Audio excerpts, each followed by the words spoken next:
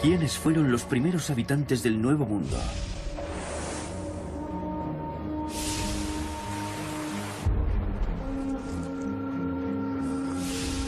Es una pregunta que divide al mundo científico.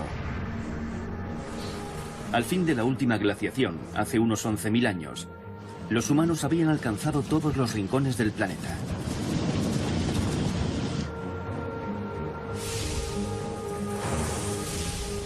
Me llamo Niobe Thompson y soy antropólogo.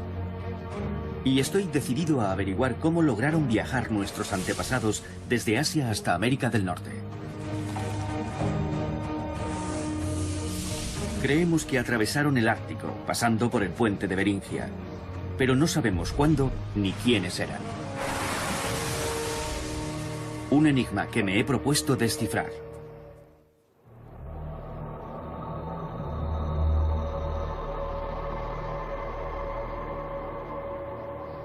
Hace 15.000 años, una gran parte del planeta estaba sepultada bajo el hielo. Pero la peregrinación de la raza humana ya estaba en marcha.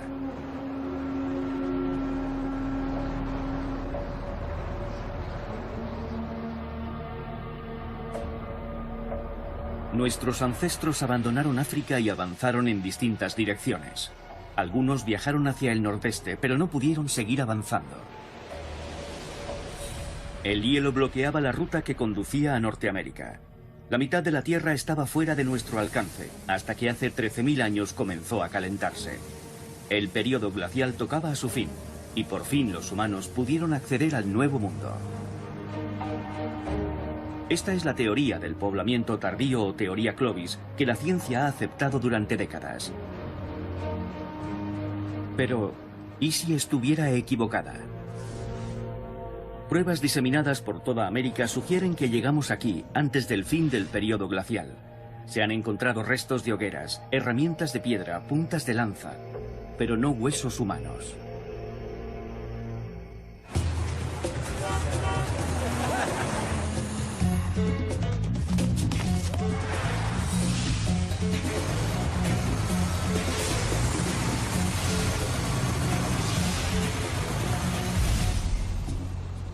Mis investigaciones antropológicas me han revelado que los entornos fríos no siempre son incompatibles con la supervivencia humana y que el periodo glacial pudo ser una época perfecta para las migraciones. Lo irónico es que he venido a Brasil para ratificar mi teoría. Este país tropical es un paraíso para los arqueólogos. Tal vez oculte vestigios humanos anteriores a los Clovis, los supuestos primeros pobladores de América. Pero nadie ha podido probarlo de forma concluyente. Tras adentrarme en la meseta brasileña, llego a Lagoa Santa, una zona llena de cuevas. Walter Nivis lleva años aquí buscando indicios de la presencia de estos habitantes primitivos.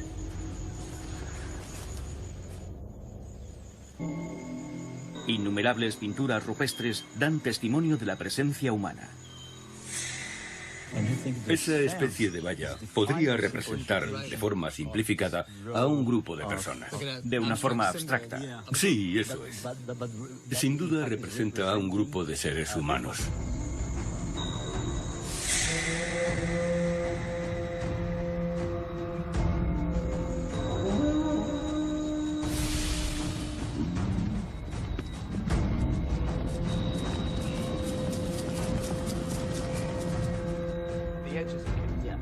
Walter Nivis piensa que los primeros habitantes de América vivieron en estas cavernas durante la última glaciación.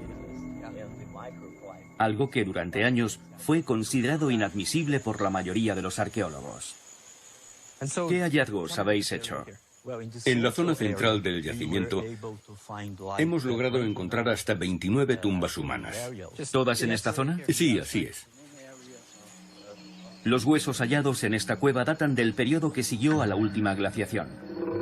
Pero en una caverna cercana, en una capa de sedimento mucho más antigua, fue encontrado el esqueleto de una mujer joven que podría haber muerto miles de años antes de la teórica llegada del ser humano al Nuevo Mundo.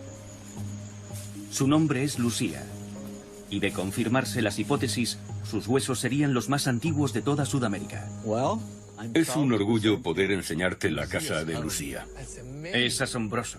Sí, E impresionante. ¿Eso es el principio de la excavación? exacto. ¿Esa línea? Sí. En los años 70, un equipo francés encabezado por Annette Laman-Amperer emprendió una inmensa excavación arqueológica. Annette y su marido José eran considerados unos excéntricos por sostener que el hombre llegó a Sudamérica durante la última glaciación. En 1958, José murió sepultado en la Patagonia al derrumbarse un muro de la cueva que excavaba. Annette continuó buscando pruebas de una migración anterior. Y en 1976, sus esfuerzos dieron sus frutos. El cuerpo de Lucía fue encontrado a casi 12 metros de profundidad, tras descender por esta grieta. Ya.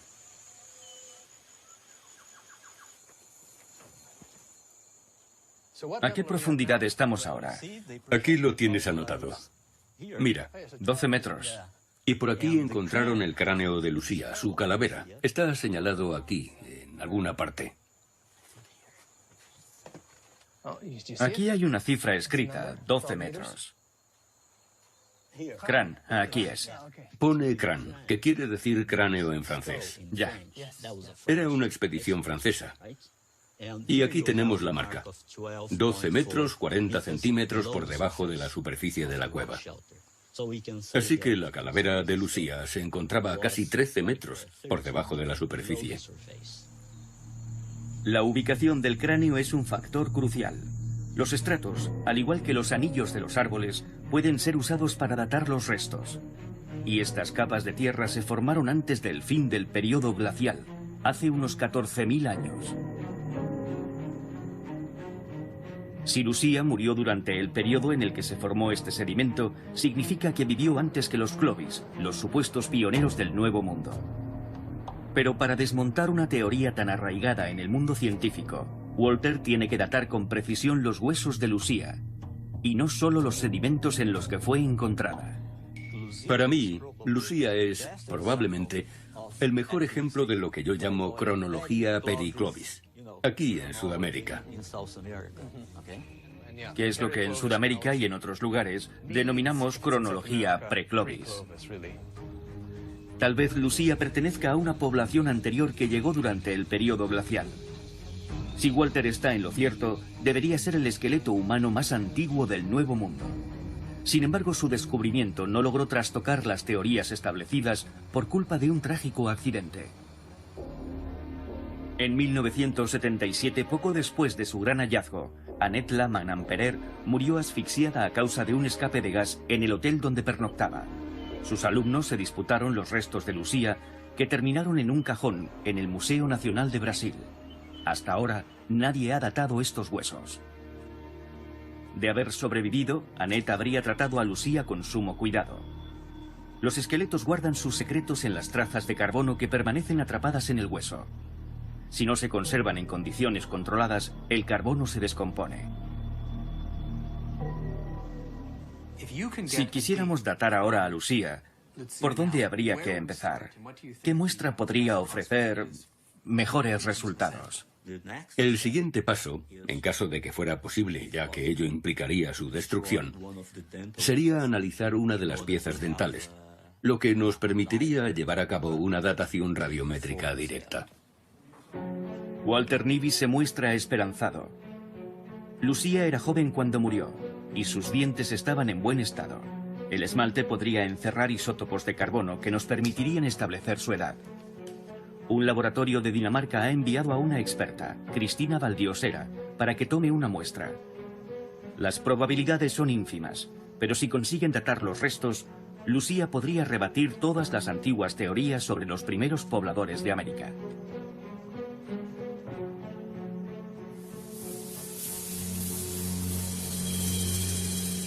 La hipótesis de Walter contradice de plano la teoría oficial. Siempre habíamos pensado que la historia humana en este continente comenzó hace tan solo 13.000 años, cuando el calentamiento global abrió un pasillo a través del hielo del período glacial. Los Clovis habrían llegado a través de ese pasadizo. Una teoría que se abrió camino en 1930 gracias al descubrimiento en Nuevo México de unas puntas de lanza clavadas en los huesos de varios mamuts, abatidos justo después de que el deshielo abriese un acceso al continente. Ruth Bryan, una arqueóloga canadiense formada en la Escuela de la Teoría Clovis, atesora numerosas puntas de lanza, descubiertas en distintas excavaciones de toda América. Estas puntas de lanza permitieron crear y desarrollar la teoría Clovis, tras hallarse clavadas en diversos esqueletos de mamuts. Los científicos comenzaron a imaginar a estos primitivos cazadores cruzando el puente de Beringia mientras el estrecho de Bering estaba congelado, dando caza a los mamuts y a otros animales de las nieves que terminarían extinguiéndose y expandiéndose por Norteamérica a través de lo que denominaron corredor libre de hielo. En teoría, los Clovis atravesaron este corredor tras cruzar el puente de Beringia y colonizaron todo el continente americano. Los arqueólogos y antropólogos del Instituto Smithsonian sostuvieron que no había pruebas concluyentes de que los humanos llegaran a América antes del fin del Pleistoceno, es decir, de la última glaciación. Y lo cierto es que, tras analizar los restos geológicos encontrados, las muestras halladas y su relación con la fauna extinta, era un modelo de lo más razonable. Y además ofrecía una imagen dramática y vigorosa de aquellos cazadores primitivos que colonizaron a toda prisa este territorio vacío y de cómo se enfrentaron a todas aquellas bestias que terminarían extinguiéndose al final del periodo glacial. Bryan y su marido, también arqueólogo, han dedicado gran parte de su carrera a trabajar con sus colegas sudamericanos, convencidos de la existencia de colonos humanos antes de los Clovis. Lo que comenzó a cambiar las cosas y a despertar dudas e inquietudes fue el descubrimiento en Sudamérica de restos contemporáneos y posiblemente anteriores a los de los Clovis en Norteamérica. La aparición de los primeros asentamientos humanos en Sudamérica sorprendió a los arqueólogos norteamericanos, que no sabían gran cosa de la labor efectuada por sus colegas sudamericanos. No había muchos estadounidenses trabajando allí, e incluso se llegó a cuestionar la profesionalidad de los arqueólogos argentinos o colombianos o de donde fuesen. Es lo que se decía en los corrillos académicos, aunque naturalmente nadie se mostraba tan displicente en sus artículos escritos. Pero, ¿y si la teoría Clovis fuese tan solo un invento norteamericano? En gran medida, la cuestión sigue en el aire. Para rebatir la teoría Clovis, Walter Nivis debe demostrar la supuesta antigüedad de los restos de Lucía. De vuelta en Dinamarca, Cristina Valdiosera se reúne con el reputado genetista Eska Willerslev.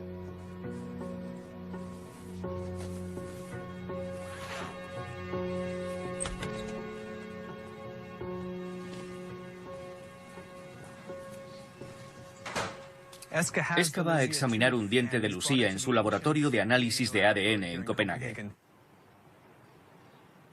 Deberá fragmentar el diente para encontrar material orgánico dentro de las capas de esmalte. Y si consigue encontrarlo, podrá obtener una datación. Trabajar con ADN fósil es una tarea complicada. Eska es uno de los mejores analistas y su laboratorio es mundialmente conocido por sus logros en el estudio del ADN fósil. Pero para hallar trazas puras de ADN, deben estar muy pendientes de no contaminarlas con ADN más reciente. Por ello inundan el laboratorio con radiación ultravioleta todas las noches. Mantienen un control total sobre el flujo del aire del sistema de ventilación y solo trabajan con materiales fósiles.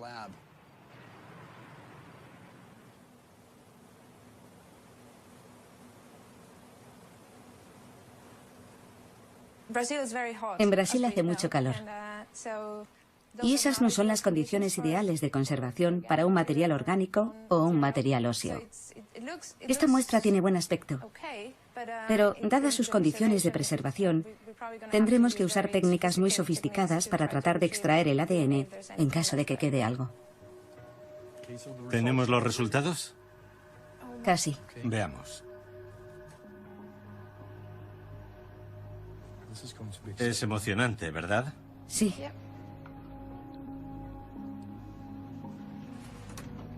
Espera un momento, ¿vale? Está bien, vamos, adelante.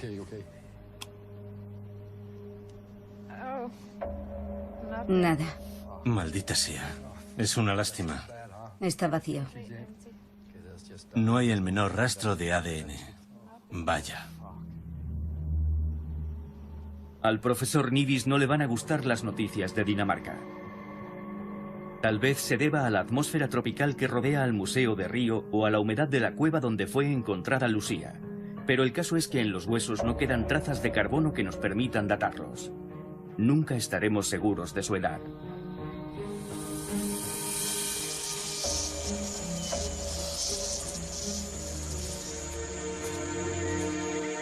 Así funciona la ciencia. El camino hacia los descubrimientos está sembrado de contratiempos. Pero los arqueólogos saben que siempre quedan secretos por desenterrar. La pregunta es ¿dónde?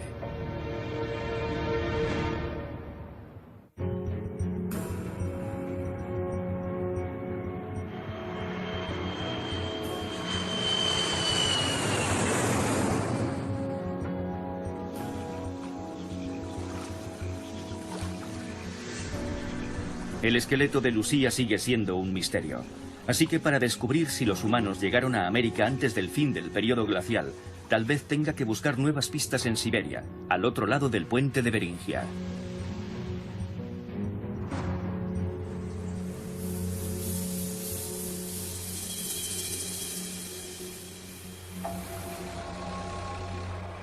Los nativos de Siberia son primos genéticos de los aborígenes norteamericanos, lo que sugiere que esta remota región de Rusia podría haber sido el punto de partida de las antiguas migraciones a Norteamérica.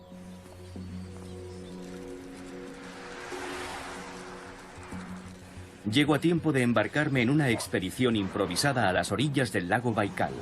Un grupo de arqueólogos rusos y canadienses ha descubierto unos huesos humanos enterrados en una cueva y, dado su emplazamiento, es probable que sean muy antiguos.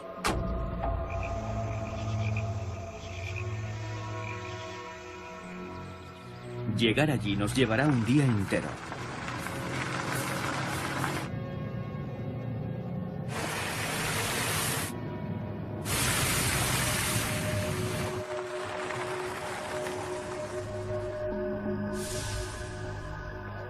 El lago Baikal contiene más del 20% del agua dulce del mundo.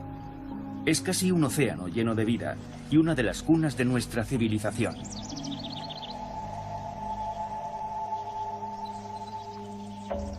Voy a entrar en la cueva.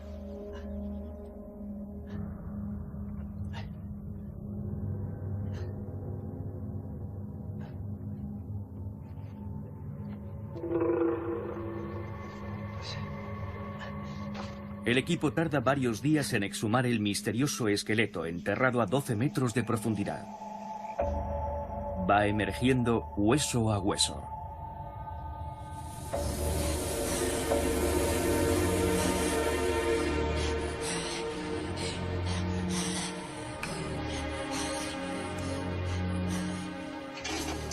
Надо передать туда.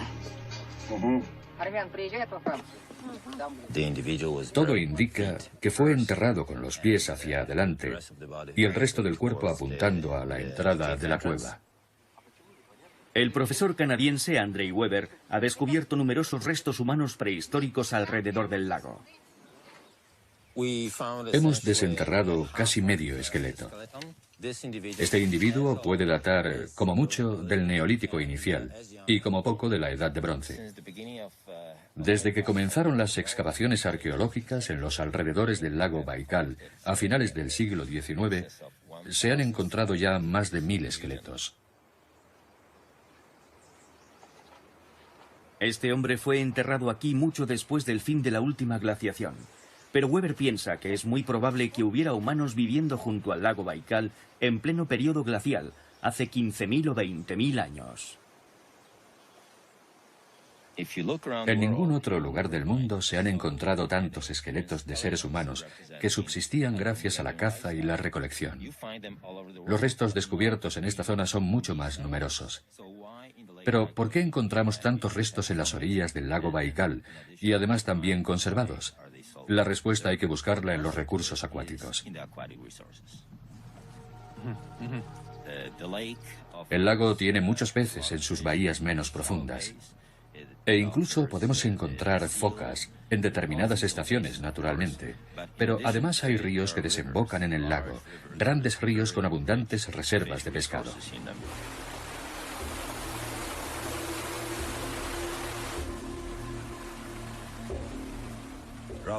Rutilos, percas, lucios, leuciscos son algunas de las especies que encontramos por aquí.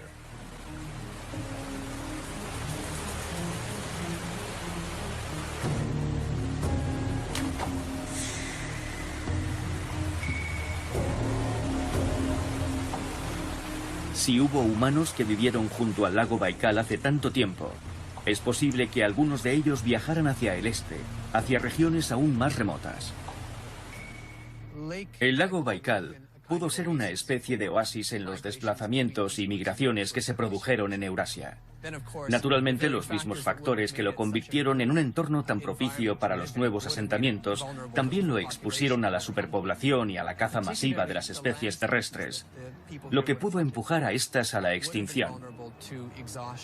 Todo indica que cada cierto tiempo el índice de población alcanzaba un pico y después un pequeño valle, lo que parece sugerir que los habitantes del lago pudieron migrar hacia el nordeste, siguiendo una ruta que condujo sus pasos hasta el puente de Beringia.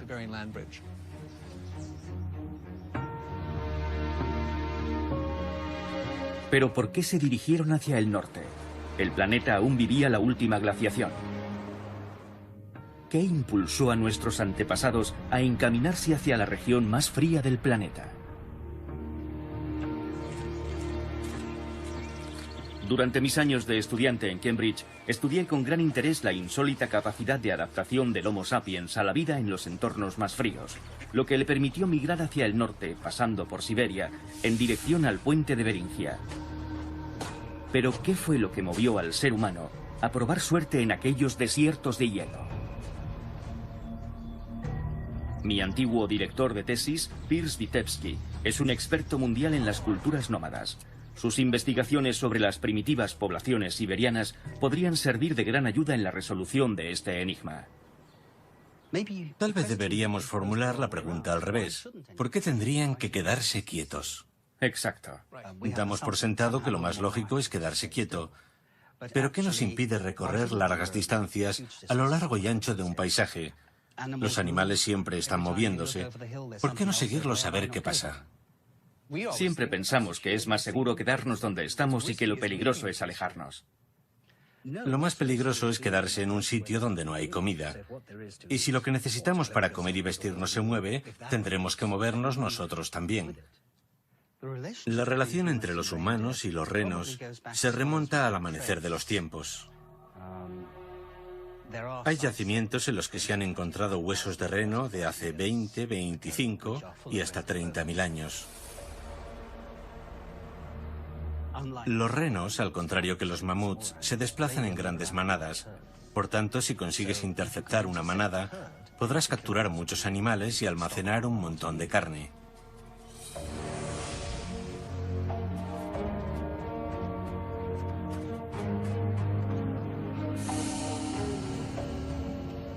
La emboscada era sin duda su técnica de caza preferida durante sus grandes migraciones.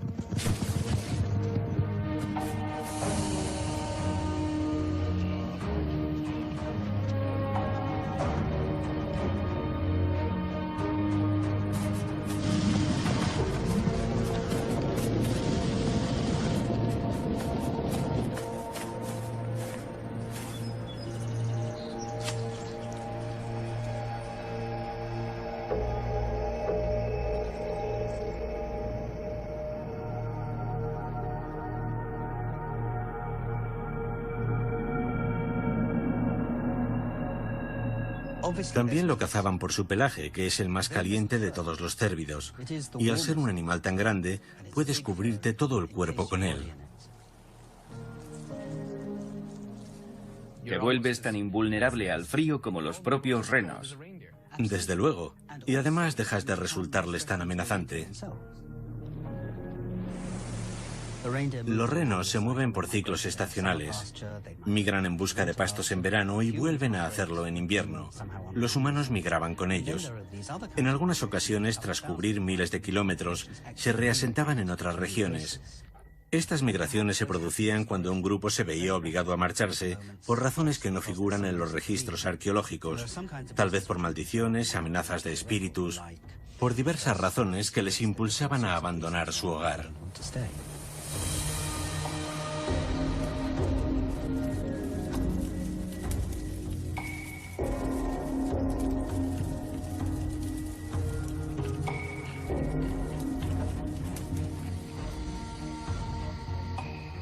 La domesticación del reno se llevó a cabo en la imaginación de los hombres mucho antes que en la realidad.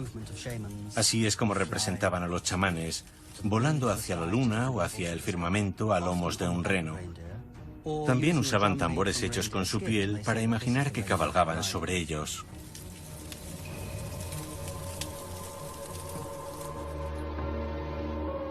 Es una idea interesante. Si eran capaces de viajar a la luna en sus periplos espirituales, quiere decir que estaban familiarizados con los viajes largos.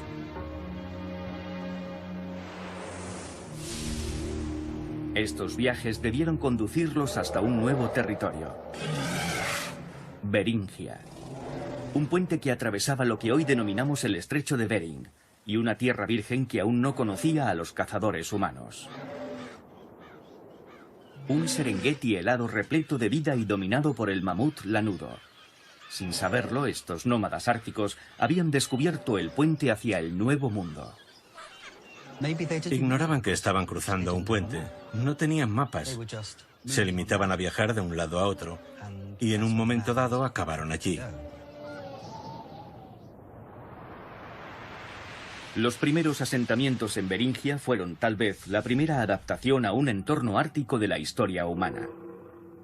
Que el Homo sapiens tropical consiguiera sobrevivir aquí fue un logro asombroso. El ADN de los nativos americanos está revelando datos cruciales de la antigua historia de sus antepasados. Para empezar, nos indica la época en la que las primeras poblaciones nativas americanas se separaron de sus parientes siberianos. Mucho antes del fin del periodo glacial, iniciaron un viaje sin retorno. Su largo peregrinaje hacia Norteamérica provocó un lento e inevitable aislamiento. Su ADN fue mutando de generación en generación, dejando constancia del paso de los años.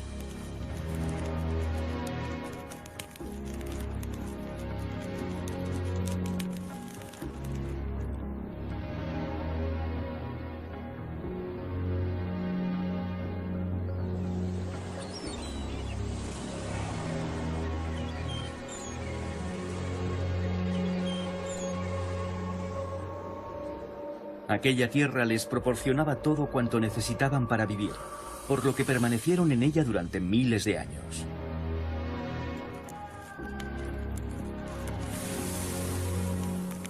Pero aún no hemos encontrado restos humanos del periodo glacial en Beringia. Los antepasados de los primeros habitantes del Nuevo Mundo son como fantasmas que vagan por el paisaje. Solo sabemos que tuvieron que cruzar este territorio. Quizá pronto averigüemos cuándo y cómo.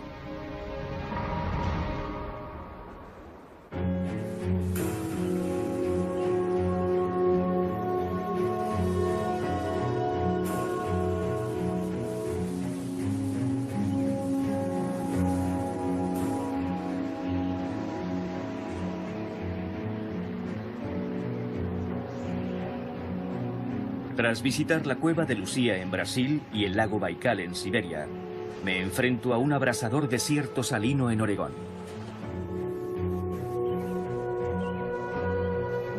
Hace 14.000 años, esto era un mar interior. El periodo glacial estaba tocando a su fin. ¿Habría ya humanos viviendo aquí? Todavía no había un corredor libre de hielo que permitiera franquear los glaciares y llegar hasta Norteamérica. Siempre hemos pensado que este fue el camino elegido por los primeros habitantes del Nuevo Mundo. Pero no hemos venido aquí a visitar un asentamiento Clovis, sino algo que podría ser mucho más antiguo.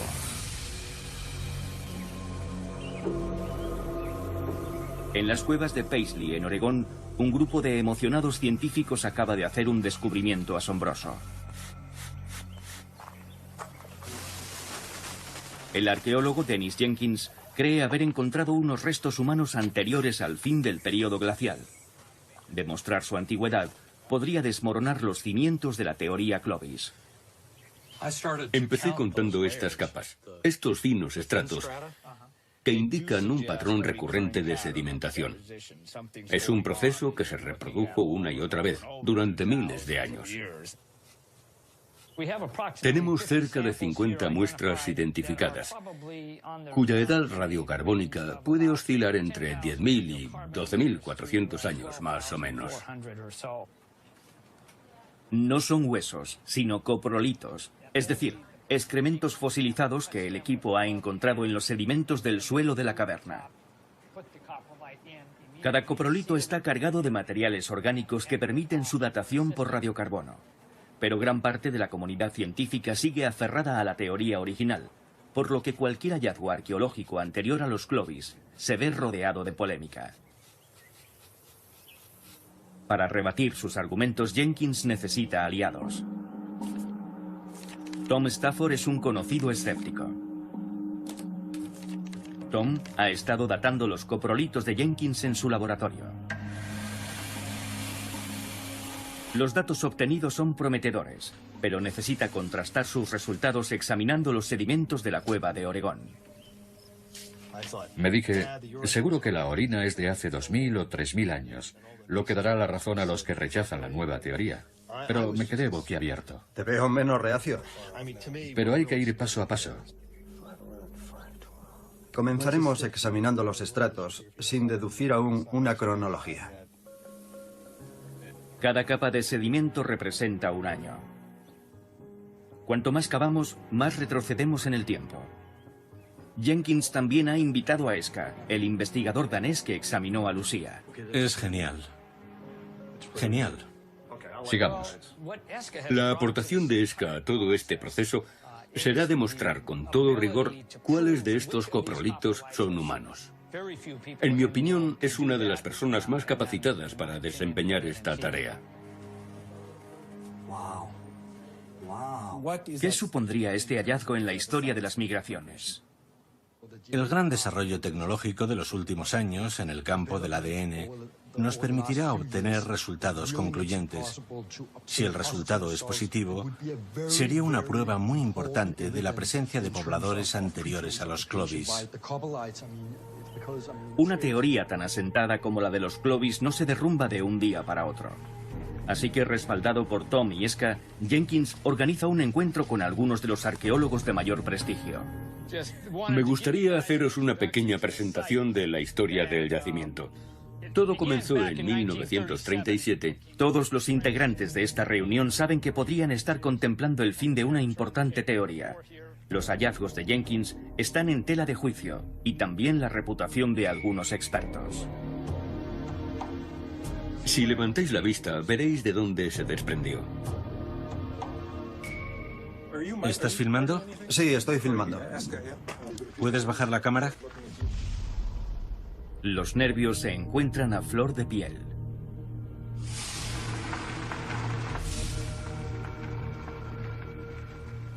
Para los científicos que han basado su carrera en la teoría Clovis, la edad de los coprolitos de la cueva lo cambia todo. Es la prueba de que hubo asentamientos anteriores. Al día siguiente todos sentimos que algo ha cambiado. Las caras de todos parecían decir, Dios mío, lo han conseguido. Tienen pruebas concluyentes, he estado ahí y las he visto. Ahora me lo creo. Aquella gente tan importante lo vio con sus propios ojos. Y eso fue lo que rompió todos los esquemas. La estratigrafía no ofrece ninguna duda. Capa tras capa tras capa, ha quedado clarísimo. Además, para Eska, los coprolitos de las cuevas de Paisley son la prueba definitiva de que había humanos en el Nuevo Mundo 1200 años antes de lo que pensábamos, en el denominado periodo pre-Clovis. Es algo revolucionario. Todas las teorías sobre cómo los humanos atravesaron Alaska y el corredor libre de hielo, diezmando a los grandes mamíferos, dejan de ser válidas, porque por aquel entonces aún no existía ese pasillo. Esca está convencido de que los primeros humanos no pudieron llegar a América por tierra firme. Aún estaban en el periodo glacial. Y se encontraron ante un muro infranqueable. Una capa de hielo de 3 kilómetros de espesor que se extendía por todo el continente sin una sola brecha.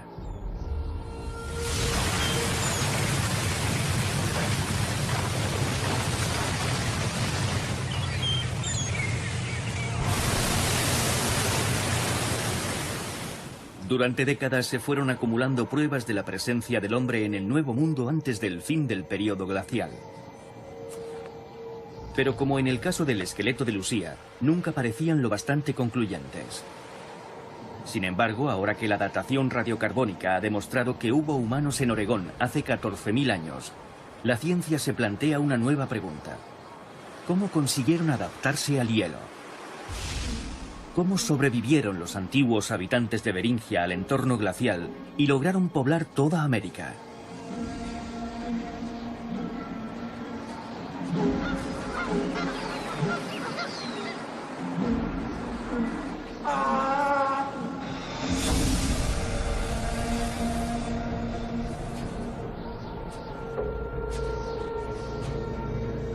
Tal vez los pueblos que hoy ocupan ese paisaje congelado puedan ayudarme a descifrar este antiguo misterio. Y ese es mi próximo destino, el estrecho de Bering.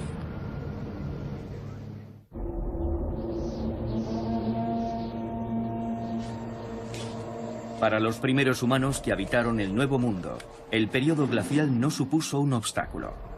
En aquel mundo helado, los mares bullían de vida. La antigua Beringia, conocida hoy como Chukotka, es la región más aislada de Rusia.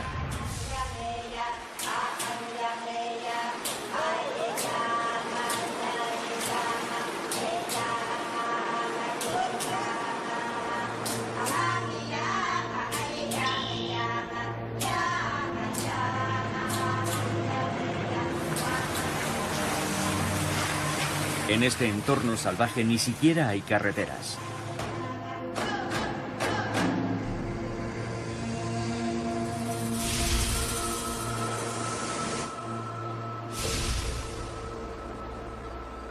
He estado en Siberia, en el centro de Brasil y también en los desiertos de Oregón, en busca de rastros de las primeras migraciones humanas al Nuevo Mundo. Ahora estoy en el estrecho de Bering, donde el puente de Beringia se asentaba sobre este océano durante el período glacial, cuando todo aquello era tierra firme.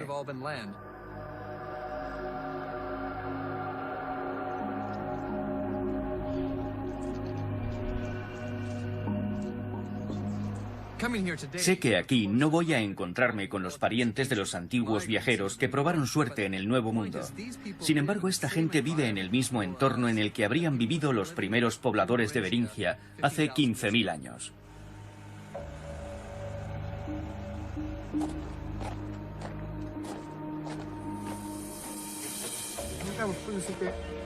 Casi nada de lo que comen estos cazadores procede del mundo exterior. Sus familias se alimentan de focas, morsas, pescado y ballenas.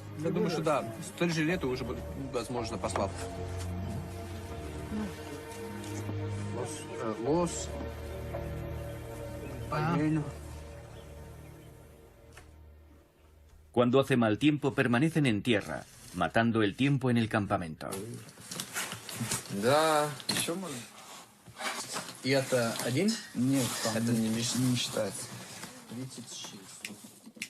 Es hora de poner a punto el material para la primera cacería de ballenas del año.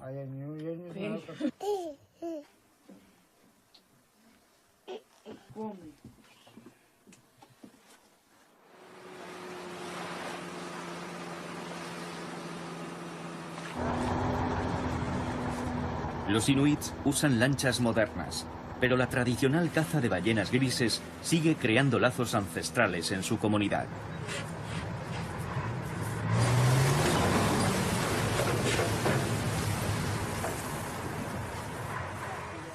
Esta joven ballena alimentará a su aldea durante semanas.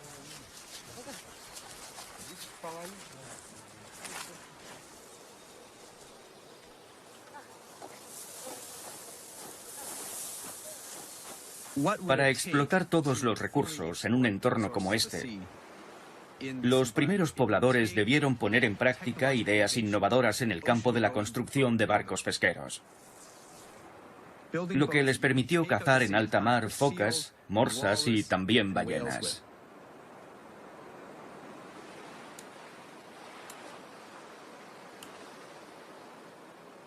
Esto es una réplica de los umiaks, las canoas tradicionales que podríamos haber encontrado aquí hace 300 años. Está construido con huesos, piel de morsa y madera de barcos naufragados. En un paisaje como este, había pocos materiales disponibles, así que utilizaban la piel y los huesos de los mamíferos marinos y la madera que llegaba a la orilla. Esta embarcación puede transportar a muchos pasajeros a gran velocidad y durante mucho tiempo. Estas canoas rudimentarias les permitían recorrer el litoral siguiendo las migraciones marinas.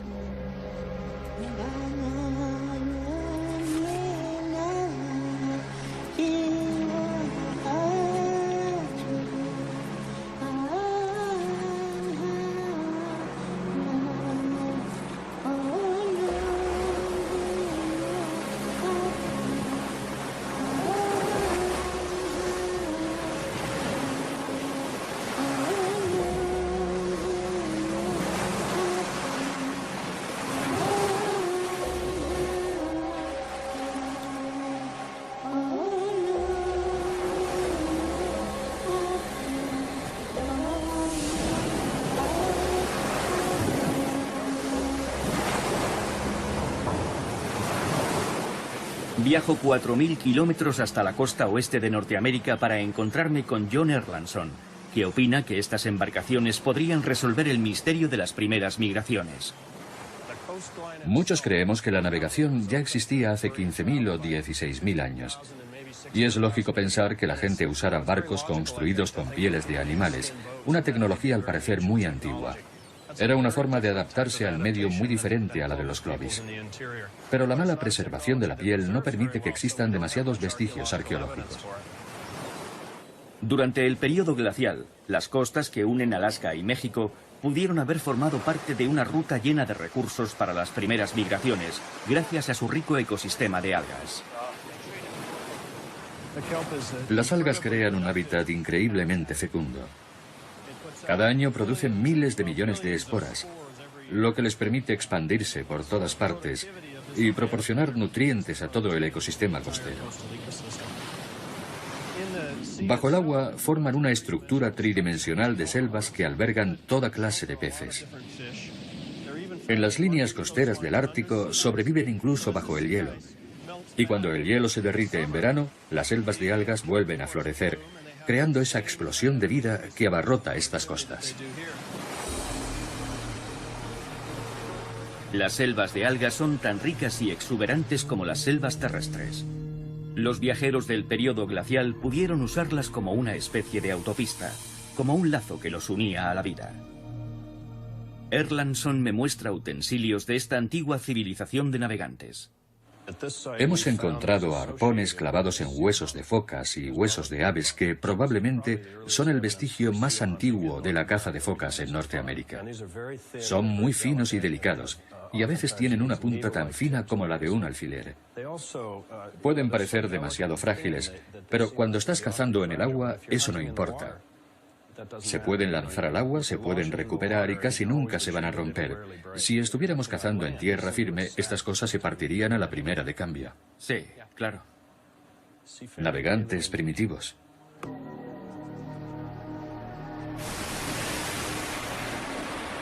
Los primeros pobladores llegaron a este continente cubierto de hielo a bordo de una embarcación. Esa es la clave. Incluso en pleno periodo glacial, el mar satisfacía sus necesidades. Como la mayoría de los científicos, yo también pensaba que habían llegado aquí caminando sobre tierra firme, tras esperar al fin del periodo glacial. Durante años, la ciencia se negó a admitirlo. Pero ahora sabemos que los primeros habitantes llegaron al continente americano en pleno periodo glacial, en sus rudimentarias canoas, abriéndose paso a través del hielo.